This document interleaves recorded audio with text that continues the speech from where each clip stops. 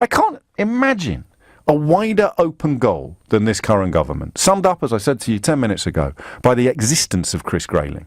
A man like Chris Grayling, holding 2 or 3 of the highest offices in the land, is, for historians of the future, going to be absolutely impossible to comprehend or explain. How can you mess up prisons and justice and then move on to transport and preside over an almighty mess up at transport, but still retain the confidence of a Prime Minister? Answer: because the Prime Minister is so fundamentally enfeebled by this entire Brexit horlicks that she has no power over anybody whatsoever.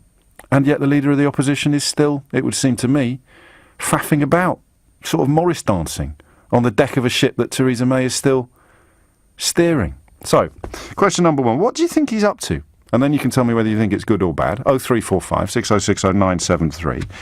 I should probably tell you some more details about today's developments. There was an amendment put before the Lords. This is one of the things that got sent back. And actually, do you know, while we're at it, let's just all vent together about how absurd it is for people to have claimed they wanted to vote Brexit in order for accountability, transparency, sovereignty and power to be restored to Westminster, where they're going to debate all 15 of those Lords amendments in a 12-hour session, giving MPs about, I don't know, half a second possibly to contemplate the implications of the most important legislative platform that this country has seen since the Second World War. Yeah, so much control, so much accountability, so much sovereignty. So what is going to happen next Tuesday is that Labour are not going to whip on the amendment put before the Lords, requiring Britain to remain in the European Economic Area.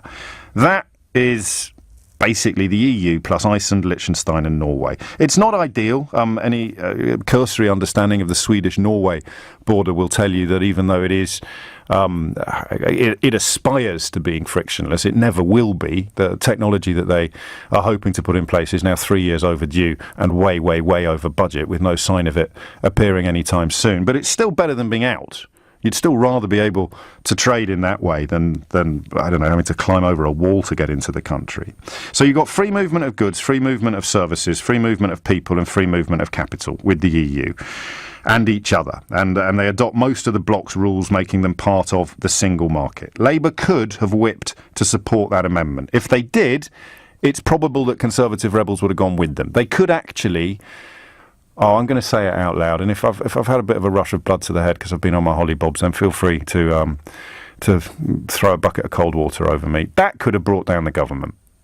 If Labour whipped on the EEA amendment and enough Tory rebels went with them, that would tie Theresa May effectively to the single market, and certainly with regard to free movement of people, that would throw everything back up in the air again.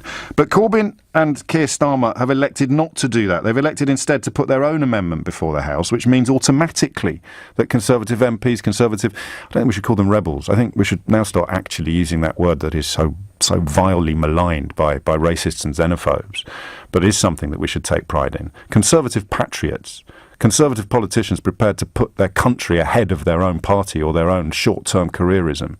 Conservative patriots could have been persuaded to vote for that amendment, that EEA amendment. They're not going to vote for something that's been put before the House by the Leader of the Opposition, not least because the Leader of the Opposition, in my humble opinion, doesn't know what he's playing at.